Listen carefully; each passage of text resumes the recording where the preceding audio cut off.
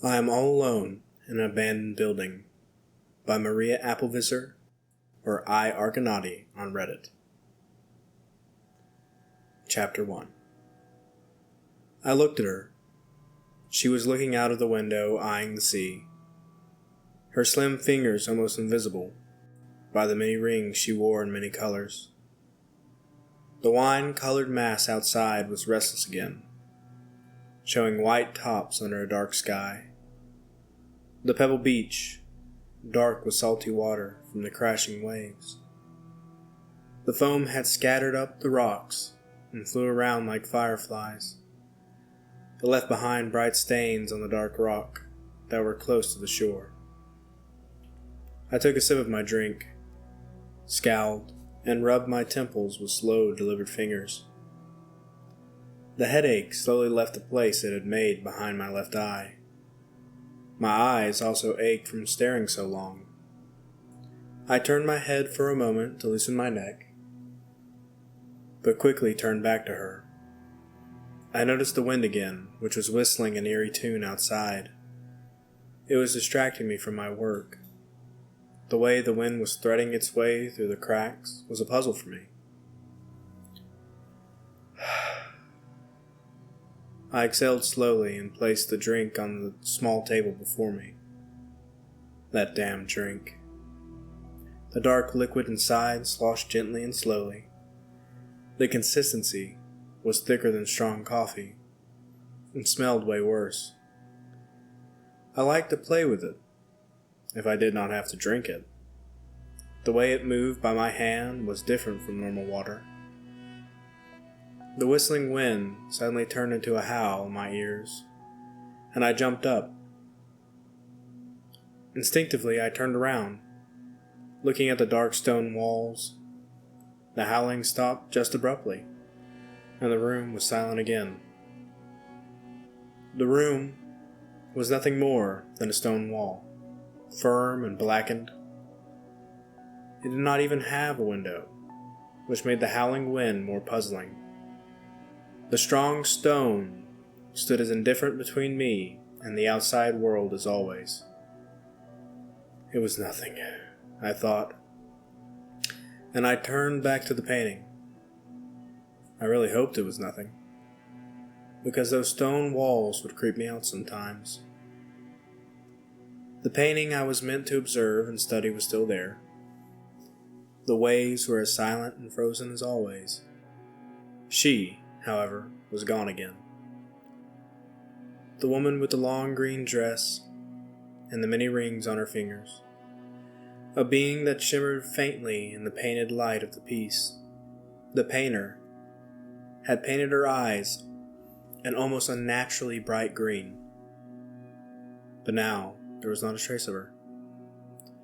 The painting looked empty, with just the bare walls, dark wood floors, and the window that framed that churning sea. I sighed and wrote it down on the light blue paper I had in stacks on the table. I had only a pencil, but even after writing what felt like a full book worth of notes, the point was very sharp. My handwriting was not very elegant, though. I did not know how I managed it, but my F's are different in every word, and my eyes are sometimes loopy, and sometimes no more than long sticks. It easily became a clutter of lines, hard-pressed and very uneven without any guidelines on the paper to keep me straight.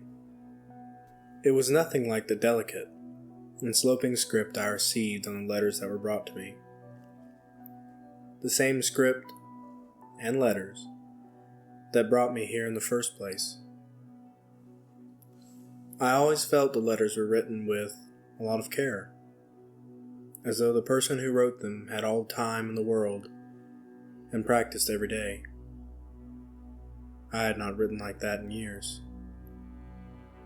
As a matter of fact, I have vague memories of the past, where I used my fingers on blocks and words rolled out of a machine. Was there any paper involved even? How did those words get there? And why was there glass? I did not remember anymore, and it nagged me a bit. With the woman in green gone, I stood up slowly. My joints were stiff from the long sit, and I had to place both hands on the table. The rough wooden surface was splintered in some places, but mostly smooth. The table and the chair were the only pieces of furniture in this dim room. On the floor was a thick, rust-colored carpet that had not been cleaned in years. The candle on the table was my only light source, and I picked it up, ready to leave and stroll through the hallway. Let's hope she gets back soon. It's quite lonely here. That candle had been burning next to me when I sat and looked at the painting. It had been burning for 12 days, at least, because there was no window in that one room. I was not sure, but the light in the painting had changed at least 12 times. It was a strange thing. I never saw it happen. It only changed when I blinked or turned away for a second. So by the count of the painting, 12 days and nights had come and gone. And all that time, the only company I had was the candle and the woman in the painting itself. She was untouchable. The candle was at least a physical object.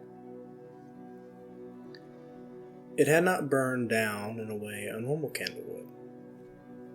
It was wax, and it dripped if I turned the candle over. But after all that time, the wax looked almost untouched. I thought for a while that it was some kind of battery-powered imitation candle. Do they even have batteries here? But in my mind, it made sense in a place like this, where a lot of wood and flammable things were gathering dust. You would not want a hot flame nearby. But although the flame was not hot, it was real. The flame was unwavering, only moving slowly with the rhythm of my breathing, even when the wind was thundering through the building, and I even felt it lift my hair. The flame did not go out. Even if I tried to blow it out, it did not waver. The flame grew a bit bigger. I tried to pinch it out once, something I remember my grandmother would do. But still the candle would not go out. But I did not want to play too much with the candle. It was my only source of light in that dark building. Thankfully, I did not need the candle for warmth. The flame was cold enough that I could place my hand directly into it for a long time. I had no idea how that was possible. I never found out what the secret was.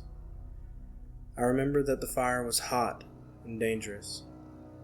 This was like magic. I did not want to play too much with the flame, though. Dark as the building was, the thick stone walls that surrounded me were cool to the touch, but kept the warmth inside. The stones were smooth in places where time had worn them down, an opposite feeling of the rough carpet. I lost my shoes a long time ago. I did not remember where I lost them or how. The carpet's rough bristles kept my feet warm, but sometimes stung my toes. In the light of the candle, I saw patterns that were once colorful. Now it was faded and under a lot of dust.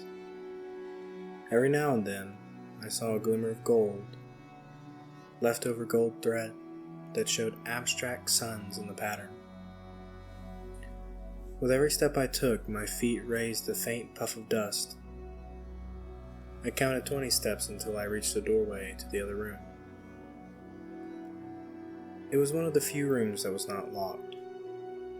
It had a window with heavily frosted glass. I could not see anything through the window, only shapes and light. The room, which I called the resting room, was a bit more homely. There was a couch made from dark leather and worn down in the middle. In the corner, a wooden bed stood unslept. I tried to sleep on it once, but it was so hard I could not get comfy. There was also a wooden table and another chair. In another corner, a small closet led to the only toilet I had found in this entire building. It stank like hell, so I used it as little as possible. On the opposite side, another table was bending under the weight of all the food and drinks stacked upon it. I stepped into the resting room.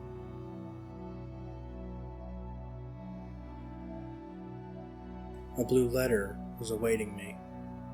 I had not received many letters lately. Not everything I write will bring me a response. This one was a bit different. Unlike the many letters before, which had long sentences about how they prayed for me and how important my job really was, this one was short and clear. Dear Maria, to make things more clear, I will repeat the rule for when the character has disappeared. Every hour, from the moment you have noticed the disappearance, the painting needs to be checked. Be sure the character is absolutely gone. Until the character is back, you are free to explore and rest. When they are back, you can follow the previous rules. Write down every action and noticeable difference. By the yellow sun, we pray for your success. I put the letter away. I had a neat little stack of received letters. Blue and pink colored paper, the only not brown color in the room. Dust drifted lazily in the candlelight, the only visible motion I could discover. I now had an hour to do whatever I wanted. What shall I do now? I pondered. There were two choices: to stay in the resting room and sit, or get the candle and walk around. At first, I found it fascinating to wander through the building. The long corridors seemed exciting. I had discovered staircases that led to sealed doors. A lot of sealed doors. Some passageways seemed to curl into dead ends. I mostly found dark stone and dusty cobwebs. One of the most exciting things I had found was a broken window in a room at the end of a long hall. It looked like a stone had been thrown, conquering the glass. The wind was chilling the air, and the wooden frame creaked a lot. Without the glass, the outside looked a bit dull. Dark trees as far as the eyes could see. The wind made them sweep from left to right, and a swarm of flies tried to hold onto the branches for dear life. The flies were massive, mean-looking insects, and I did not like the thought of them flying in. I managed to fix the window. I had found some bits of wood and some cloth, and tried to patch the hole with it. I tried to use melted wax from the candle to fix it a bit better. The air became visibly warmer, but it did not stop the whistling.